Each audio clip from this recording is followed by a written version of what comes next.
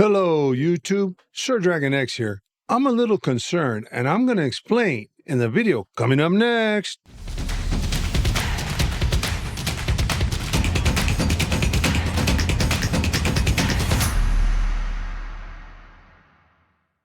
Hello, everyone, and welcome back to the channel. I decided to do this video because I'm really concerned. Today, we're going to discuss two situations that have arisen lately that makes me embarrassed to admit that I'm an expat, immigrant, or whatever you want to call it. I need your help, and I will explain why in this video, so stick around until the end to see what you can do to help. I want to start by saying that I know we've built a true drama-free community on Facebook and here on YouTube of people that truly love Mexico and its culture. That's why I'm reaching out to my audience for your help. Approximately a week ago, an incident unfolded in my hometown of San Miguel de Allende, Mexico. To provide some context, this event took place at a local coffee shop in San Miguel. It appears that the woman featured in the video became upset after she ordered the house blend, specifying its color. It's worth noting that this coffee shop categorizes its blends by color. Although the barista provided the color the customer requested, she failed to inform her that the specific blend she chose was decaffeinated. This incident was captured on video and subsequently went viral on social media and even made national news. This sparked outrage amongst the Mexican community. Let's delve into what transpired, shall we? Voy a pasar. Antonio. Ok, voy a pasar para hablar con el Sí, yo creo que también. es muy injusto de usted. Pero es que no es mi responsabilidad. Pues sí, tiene que decirme descafeinado. Yo he dicho de casa. Este no es de casa. Serían 2040. En serio creo que es increíblemente injusto que usted así es. No me Pero- da nada de... Es horrible.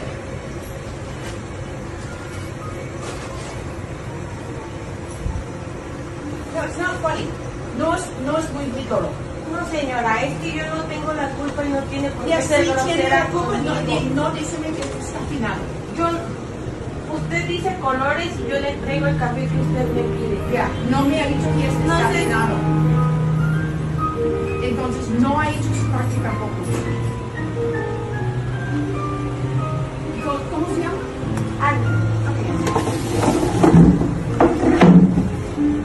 está listo.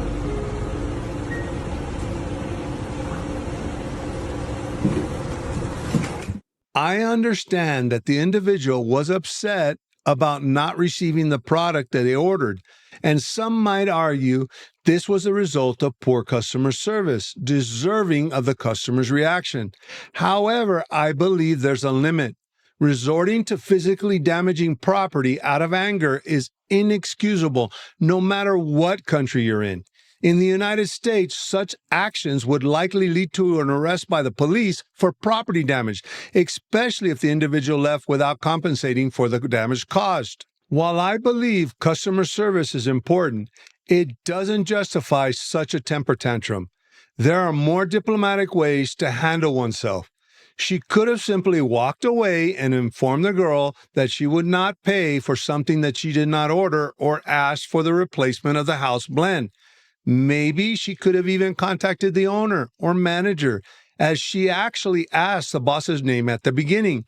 Instead, she behaved very inappropriately by throwing a temper tantrum and threatening the barista. So, why am I concerned? It's because such behavior tarnishes the reputation of foreigners living in or visiting Mexico. This displays a complete disregard for Mexican culture and overall disrespect. Not to mention, with all the attention that it garnered, it creates a stereotypes of foreigners that are visiting and living in Mexico. Although I was a little concerned about this incident, I let it go since it seemed to be an isolated incident.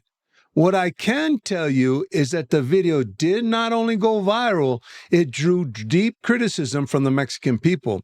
People in Mexico nationwide expressed their distaste for this type of behavior, and some even expressed hate towards foreigners.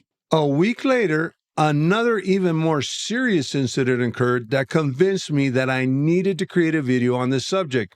The stereotype of foreigners, which tarnishes the reputation of those of us who respect Mexican culture, must be addressed. Regrettably, an innocent couple became the face of a deeper-rooted issue prevalent in Mazatlan, Mexico. In the vibrant city of Mazatlan, Mexico, a cultural clash has been unfolding on its sandy shores. At the heart of this clash, banda music, a genre deeply rooted in Mexican tradition, and the debate over its place in Mazatlan. Banda music, known for its loud brass instruments and polka-influenced rhythm, is more than just music in Mazatlan. It's a cultural identity.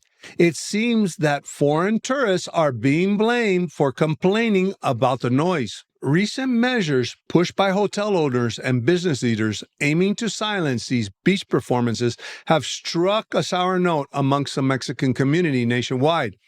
The businesses claim the music is harming foreign tourism, disturbing guests with its volume. A prominent hotel owner even took to social media denouncing banda music and called it a disaster, which he later reneged several days later, appearing with a famous banda producer, saying that banda music was of course welcome in Mazatlan and at his hotel. This was a result of major protests and backlash from the Mexican people in Mazatlan. Not only did the situation go viral on social media, it also garnered national news media attention. The people in Mexico nationwide expressed their distaste for foreigners, and once again, they expressed their hate towards foreigners. Let's look at a report posted on social media about the situation, shall we? Gentrificación en Mazatlán, graban a extranjeros molestos con músicos de banda. Mazatlán causó polémica luego de un letrero viral que mencionaba que estaría prohibido disfrutar de una banda de música regional mexicana en las playas, como suele hacerse en estos sitios. Tal parece que habría sido colocado ahí por una queja de los turistas extranjeros, quienes se habrían molestado con la música tradicional en la región por el ruido desmedido, lo que estaría provocando molestias. Ahora, a través de TikTok, un usuario grabó el momento exacto en el que una pareja extranjera se va furiosa por una banda, pues comenzó a tocar el sauce y la palma, lo que los molestó y causó la burla de personas que a sus alrededores comenzaron a grabarlos. Esto provocó que abandonaran inmediatamente la zona, pues en el video se puede ver cómo es que a la pareja no le agradó el sonido y decidió alejarse inmediatamente del lugar, luego de que recientemente se hizo viral un video donde mencionan que estaría prohibido escuchar música de grupos regionales en la playa. First and foremost, I need to mention something about the video clip that I just showed you. The foreigners featured in this video are innocent victims. As a matter of fact, the couple featured in the video who supposedly started this were actually polite and just left. I applaud them for their respectful attitude and leave it in a polite manner, regardless of what was said to them or the distaste for the music. They are an example of how one should act, yet unfortunately, they became the victims of a much deeper-rooted issue that has been going on in Mazatlan for a while now. The hotels are blaming foreign tourists that have been constantly complaining about the noise caused by the bands playing in the public beach, and tensions between the hotels and locals has been brewing for a while now.